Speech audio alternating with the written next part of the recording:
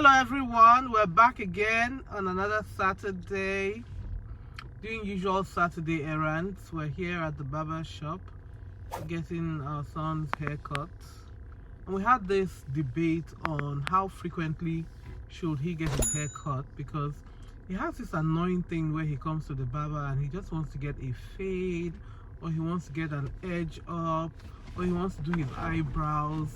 And these people, to them, it's like you've come for service and they just charge you the full flat rate. There's nothing like today is just an edge up or it's just a fade, so it's half price. It's the same thing as if you got a full haircut. So our dilemma is how frequently is enough for getting a haircut. We who pay from our pockets know how to be like, hey, I can't afford to do this every week, but kids don't get it sometimes. But I think if you think about it, it's the same 20 minutes, 15, 20, 30, 45 minutes he's going to use to do this, whatever he's doing, you know? Are you serious? Yeah, because I feel as if a full haircut will take less time than just doing the edges of someone's hair.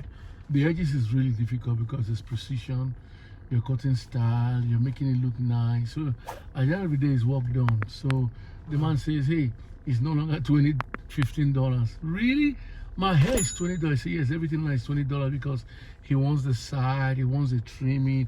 So the question is 2 weeks, every 2 weeks better, or every week? I know people who cut their hair every week. Wow, those people must be rich. I think, well, if your hair is the fast growing kind, you might want to get a haircut every week, and that's okay. You can get your hair cut every 2 days, every day if you like, if you can afford it, if your barber doesn't think it's unhealthy for your hair. Unhealthy? Yeah, because I think you can be damaging the edges of your hair if you trim them too frequently. If you cut your hair frequently while you're trying to grow it, you know, anything like that, the barber can tell you that, hey, this is not necessary. I don't know who would say so, but anyway, that's that about the barber. It's not really a case of if you have so much money you can decide to cut your hair every week.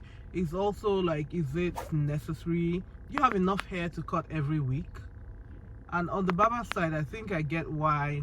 I mean, like, an appointment is an appointment. If you book an appointment for a fade or edge up, it means that he will not be able to book somebody else who is going to have a complete haircut.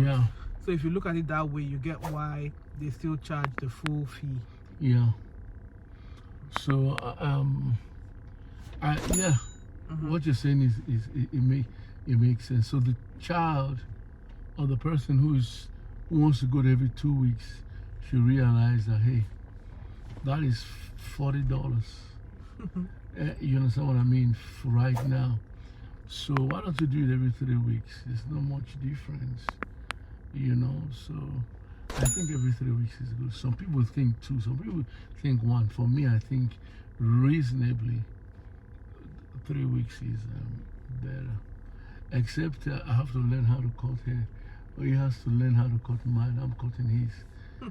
You know what I mean? So that was before. But kids of these days, they say, oh no, Daddy, I don't want you to cut my hair. I don't want you to cut my hair. It's like, the hair is like a treasure or something. I was laughing in Idoma because Idoma is my language, by the way, my native language. I was laughing in Idoma. Like, how'd you laugh in Idoma? Because it just means that you're seriously laughing because... Seriously laughing? I'm seriously laughing because he wanted to become the barber that cuts the hair of a teenager. Yes. I don't know if you can ever get it right. Yes. Because it's coming from my pocket, so I have to see how I can... What do you think? If I'm paying for it, I should actually go learn the trade to save some money. I think if you started saying you were going to learn how to cut hair just because you didn't want to pay for the barber, automatically they feel as if you don't know what you're doing. Yeah. As opposed to if you've always been cutting their hair from when they were little, you know. Yeah. So they feel as if, oh, you're going to mess up my hair and things like that. So but for a woman, so because you've not made your daughter's hair, I mean, all through this time, and now she's 25, you say, hey, I want to make your hair. She's not going to trust the way you make your hair. You make her hair. I think braiding hair or making lines or plaiting hair is different from getting a haircut, because if the hair doesn't look neat, you can just undo it, you can take it down. Okay. But if it's a haircut, you have to wait for the hair to grow. and everybody can see the mess. No, he's just gonna say that, hey guys, I'm so sorry. This my dad left this with me. You know what I mean? The hair and everything. So well, It doesn't change the embarrassment of going around with that kind of hair. It's not the same. It's not as permanent. Braiding someone's hair is not as permanent as cutting someone's hair. None of it is permanent because it can take you like two weeks or so to get your hair, grown back to where it was before it was destroyed and butchered by your dad. Butchered. It's because you don't trust me. That's why you're calling it butchered. If you feel, if he feels that I can do it, he's not going to be saying that. Now your kids, how long? Is it every 2 weeks? Is 2 weeks right? Is 1 week right? Or some of you are saying maybe 1 month is every month, once in a month, you come cut your hair for the next month.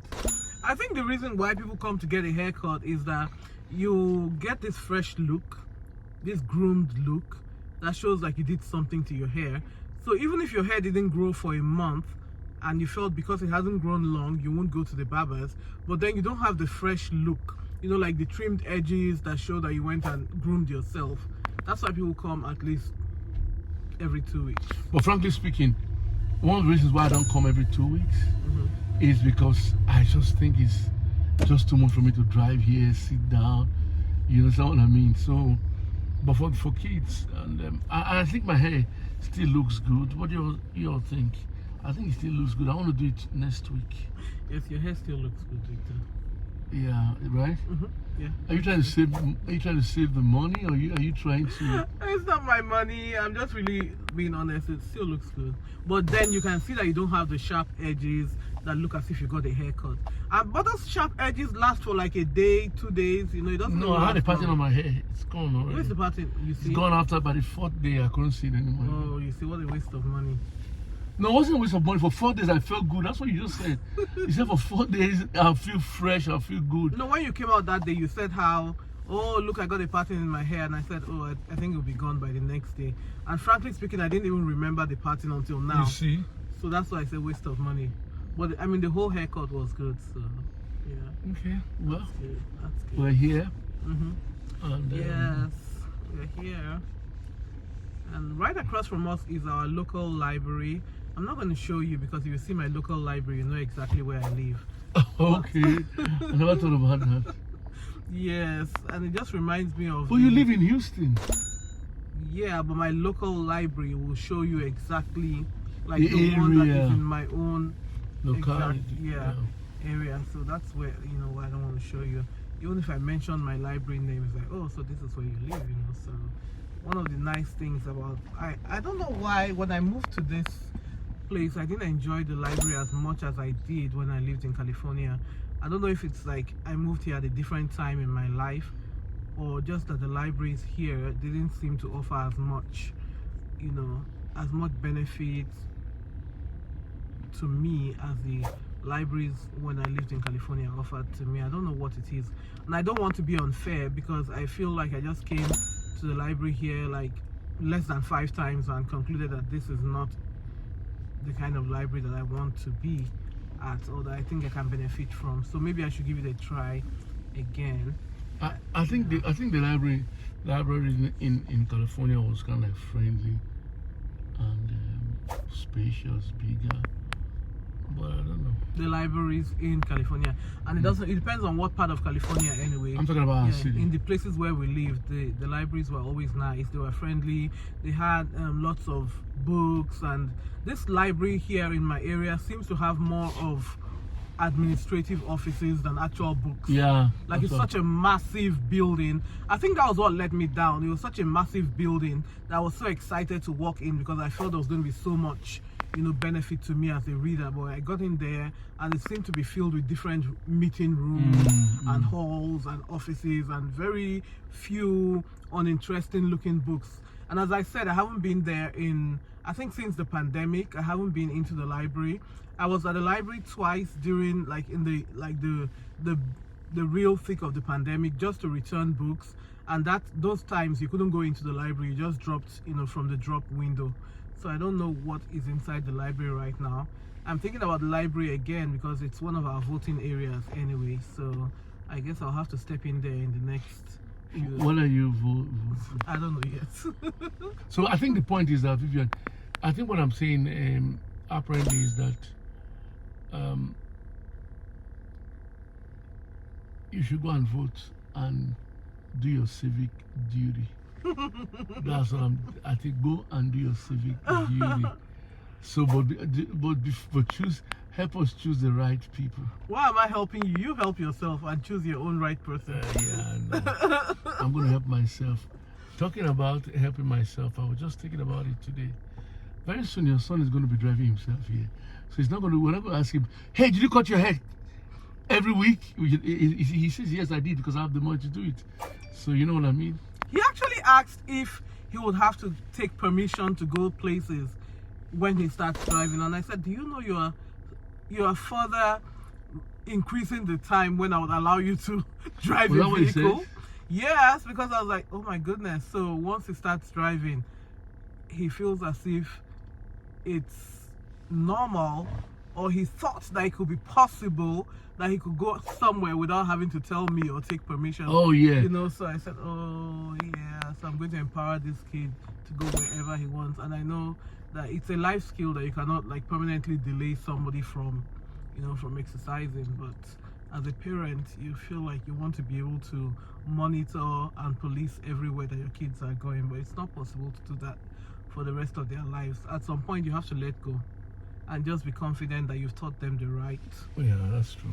You've taught them the right values, and you hope they will, you know, live by the values that you have taught them, and still think that they're important to follow. Now, when he said to me today that he was going to walk home, I was almost driving above the speed limit. And I realized, hey, let that brother walk home, and it's going to be okay. I'll keep calling him, say, brother, she said, I'm going to go. He said, I'm going to walk home. I said, brother, that's a good thing to do. It's an exercise to do. But inside of me, I think that's the skill. How do you guys cope when you find out your kids are growing and they're expecting and they ask you for liberty to be free to do what they want to do? How do you loosen the grip? How do you respond when they say, I want to go out with my friends, I'm going to sleep over, I'm going to come back at 10 p.m.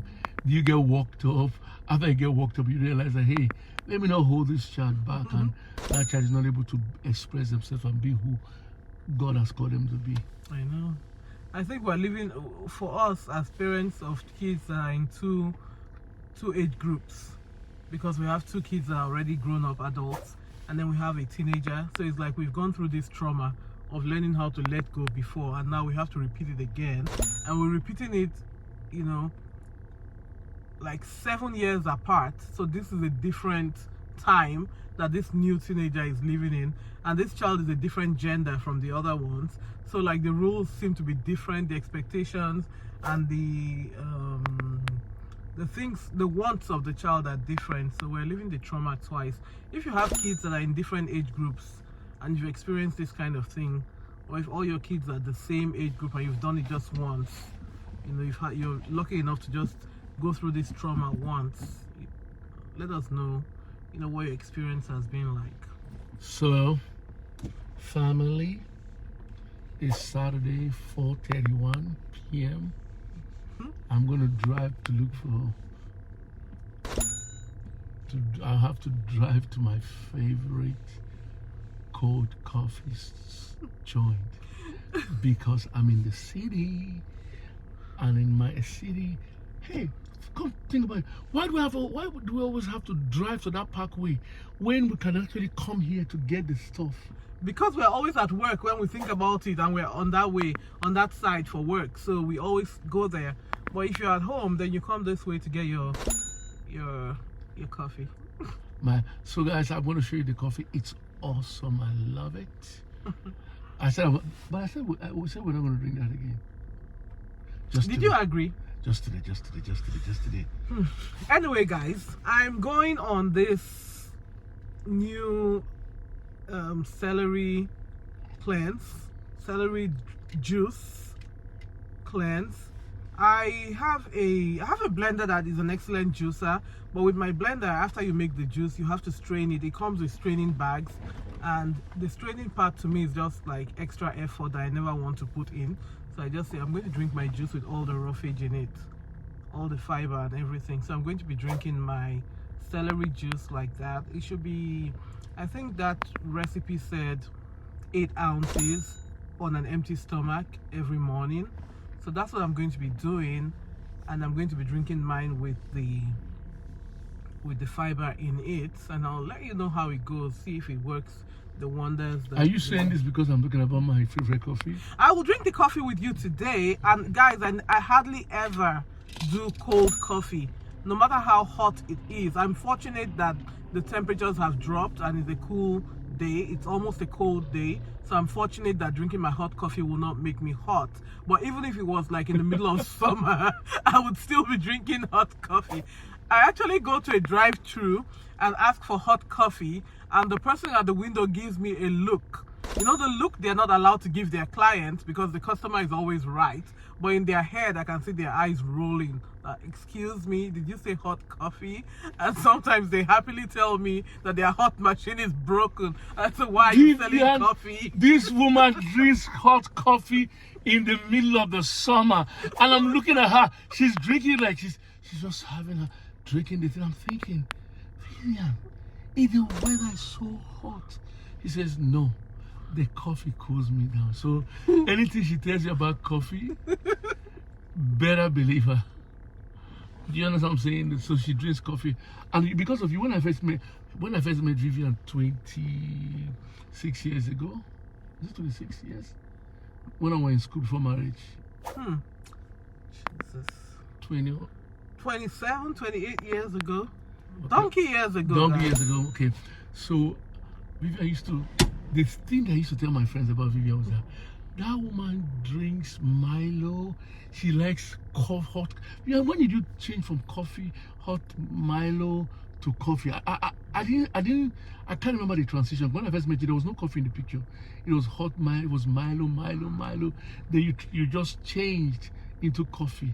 And everything, Vivian, okay, answer that question for Vivian. When did you change it? And why did you change? I changed to coffee when I had a traumatic health challenge, and so I had to rethink my whole diet and everything, and I had to cut out the sugar completely. So coffee was something that I could drink without adding sugar to it. Oh yeah. Coffee was something I could drink with artificial sweetness. Have you ever tried drinking Milo with Splenda? You always know it's not really sugar. Oh my God. But with coffee, it doesn't matter what you put in it. So how come you didn't just drink water and leave the coffee, and leave the what you call it again, the Milo alone? This one will be drinking. I say, come on, man, this one drinks Milo. She used to buy the big one. She would drink in the morning. She would hold the Milo. Then you began to drink coffee. I said, you know what, man? Maybe coffee is the new. Guys, no. What is better than holding this cup of coffee, Milo? So in the morning or in the evening before bedtime, or just after your meal, you want to cleanse your palate, and then you just hold on to your cup. And you're like, are you? Oh my God! How many coffee drinkers do we have here that are like Vivian? They're very in the morning. She calls me. Have you put on the coffee machine? I'm thinking, Vivian, we just woke up. He says, oh, I like the coffee to smell around the house. Yes, it's a nice aroma. Like you wake up and your house is smelling of freshly brewed coffee. How many people are like Vivian? It's a signal to wake up and get going. I think for me now, because of this coffee thing, I think the coffee just puts me in the mood to just work. It just gives you that feeling that you're part of the Joneses. You know what I mean? By the way, I'm replacing my first cup of coffee these days with a cup of hot water. Oh, that's yeah. So whether it's summer or winter, again, I wake up and I drink my cup of hot water instead of my cup of hot coffee. So I try not to drink the coffee first thing anymore. I drink a cup of hot water, and that's replacing I'm trying to drink 5 bottles of water every day, and that's like 8 glasses of water every day. So I wake up first thing, drink my first cup of hot water, and then maybe the second one before I drink my coffee. So that's also good. My coffee intake is reducing, and coffee is not all bad. It's just that too much of everything is bad. Yeah. So we're going to Isaac is going to come back. We're going to go I'm going to have my cold I can't even. Before your cold drink, we're on the hunt for a purple shirt from Walmart. Oh yeah. A purple shirt. Yeah. You know, from there from the purple shirt we'll go to return my item. Okay. What, we're gonna get the coffee? We'll go to Walmart first, get some things, and get the coffee. I want you to be part of my cold coffee experience today. Guys, if you are from, I don't know if other cultures eat boiled beans, that you boil black-eyed peas, boil it, and then you make some, it can be tomato based sauce or pepper and onion sauce with crayfish and any kind of what do they call them now? Flavor? No, it's not flavor. Seasoning. Any kind of seasoning of your choice, and then you can have it with fried plantains on the side. You can make it with vegetable oil of any kind or palm oil. And then, so anyway, for a healthier version this week, I decided to put green beans in mine, like spring beans. So I put some green beans in my beans today that I cooked. I made black-eyed peas, but I put green beans in it. Like half of it is green beans, and then I had it with plantains, which kind of like defeated the purpose of having a healthy meal, because plantains are really very sweet and high in carbs. But I mean, like, sometimes you have to live. Every day you have to live. I'm a strong advocate of joyful living.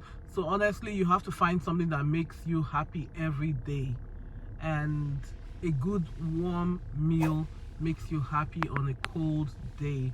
And we are so thankful for the meals that, you know, that God has allowed us to have, and we're thankful for every joyful day that we're allowed to live. Awesome. So what you're saying is that let's go have a joyful drink. Yes, that's what's going to make you happy. That's your piece of joy for the day. Mine was my new recipe of half black-eyed peas and half I enjoyed the meal. You liked it? I think it was nice. Yeah. I think the thing I liked about it is that it looks like it reduces their seeds. It reduces that beans. That's very strong part of beans. I like it. You've always had a problem with beans. I have no problem whatsoever with beans. But for someone like you, who you mean like the bloating that results from eating beans. Well, I've learned that to reduce that bloating effect of beans, you simply soak it and pour off the water, or you boil it the first one and rinse off the first boiled water. And that takes care of that for people who suffer bloating from eating black-eyed peas. Yeah, so that's it. Enjoy. Let's go have this coffee. Oh, we have our son here. He's forgotten about his child. The real reason why we came out here is to get a haircut. And he's forgotten about going upstairs to pay for the haircut, to check the haircut. It's all about Dutch Bros right now. I'm not going to go upstairs because this is 2022. I can pay for my phone. Oh, I forgot that there was that option. We are living in a very nice world, guys. As long as he likes the hair, he says that the hair is done. Yeah. I'll just send him his money. Okay. And we're good to go. Good stuff. Good stuff. Okay. See you soon.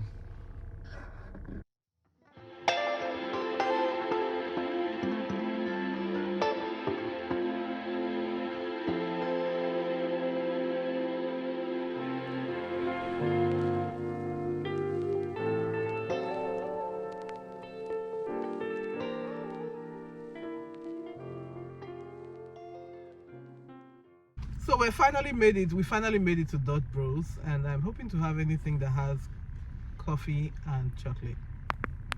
Oh. I don't want to seem like a baby and just have straight up hot chocolate. Well, that's what I'm having. Hot chocolate? No hot chocolate. No hot chocolate. Ice, not ice. I don't know. Are you having that annihilator thing? Yeah. Okay. I am going to have a... But the weather is cold.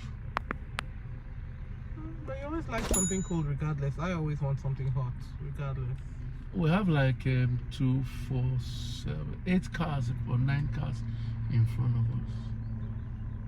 But the good thing is that it's on 2 separate lanes, so you can just divide that by 2. So you have like 4 people in front of you. Well, how do you divide that? Because you had 9 people. Did you not count? You counted the 9 on both sides, right? No, on one side. You think you have 9 people in front of you on this one line? Yeah. Really? 1, 2, 3, 4, 5, 6, 7, about 7. Oh, wow. Okay, yeah, it's true. It's a very long line then. Okay, yeah. But it's worth the wait. I don't know. Every time I buy these things, I feel like, why did I come here again? Yeah, last time we bought this, I said I was going to do this again. But today, I think the thing is that it's because we took our son to cut his hair, and I haven't waited and waited and waited. So I feel like, you know, why don't you give this young man here his seat a treat, something to make him feel good. Really, Victor? You're going to blame everything today on that one haircut? No, not on the haircut. The fact that we drove there, and I must make myself feel good. Guys, when you keep saying we drove there, you guys might be thinking that we drove 1 hour from our house to the barber's place. It's like 12 minutes. Except that he chooses to go on the freeway and go around 2 different neighborhoods just to avoid street lights. But if you go straight from our house to the barber shop on the normal road that normal people take, that has the street lights, Vivian, you said I'm not normal. it's a 12 to 15 minute drive, which is nothing in Houston. Yeah, but the thing is that those lights are kind of like, sometimes they are forever. It's just an assumption. All lights take about the same amount of time. There's this 1 or 2. Who else has this one crazy light in your neighborhood or on your route that never changes? Every time you get there, it's on red and it doesn't seem to go on green. And everybody else on all the other sides seem to be going and going and going. And you think that the person who is controlling these lights must have something against you. I feel like it every time I go through that road. But did you notice that every time you move away from that line and go to the next way, Yeah. the line has moved? Yeah. So patience is the key. So you want me to choose patience above quick? Impatience. No, not impatient. Quick. Quick. Above speed. Speed. No, not the speed limit is the same. I just feel that that's the quickest way to go. So speed. No, quick. Not like speed as in speeding, like driving over the speed limit. Okay. But fastness. Good, Isn't that's gonna fastness work. known as speed? Fastest and speed. Yeah. Fastness. Is it a word? Is fastness a word? It's speed. Yeah. Quickliness. Quickly. So it's Saturday and it's 5:55. I feel we're going to, after this, we're just going to break loose and have just round up the day watching. Yeah, Vivian, that movie yesterday at church was awesome. Yeah, that's good. Thank you for choosing that kind of movie. You're welcome. That's something you did. So wow, did you watch the movie entirely before we? Yes. You know that's my nature. To be overly cautious. You don't watch the movie, but when we're watching the movie, you act like you have not seen the movie before.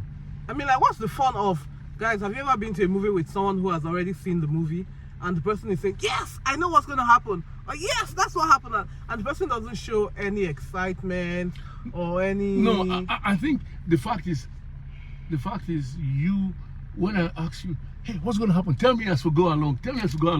It's more interesting, but the suspense for me sometimes, especially when they were running all around, I see, but there was something unique. I spotted where the wheelie was located, the way she dropped it, the way the cameraman zoomed in there, and there must have been something that was, you know what I mean? But when I asked you, you said yes. Yeah, so that was a good one. I felt as if my choice might have been a little too careful for some people. And like all movies, I'm not really a movie watching person, because in between somewhere I feel as if it could happen faster and I kind of like lose interest for a moment, and that's just my personality. So I don't think it has anything to do with a movie not being suspenseful or not being interesting enough. It's just me losing interest. That's just the way I watch movies. Even if I went and paid money and went to a theater to watch a movie or a cinema, along the way, sometimes I just always lose interest.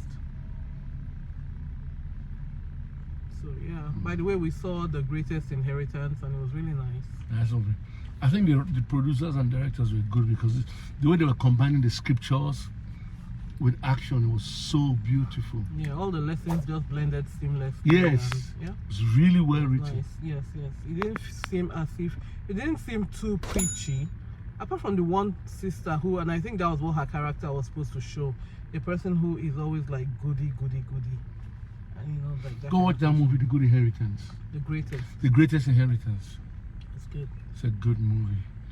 Vivian was few cars away. I hope this coffee lives up to expectation. Oh my word. Because sometimes you want something so bad, and in your head, you remember it better than it actually is. And then when you actually take it again, you said, oh, is this the thing that I was waiting for? So let's see how this one goes today. Hey guys, we finally got our drinks from Dutch Bros after a long wait. I think we were waiting for almost 20 minutes in line. And yeah, it was worth it. And I remember why. Why what?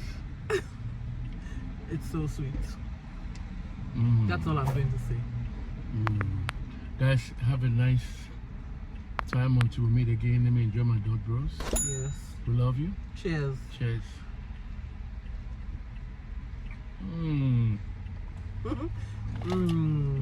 Awesome. Awesome.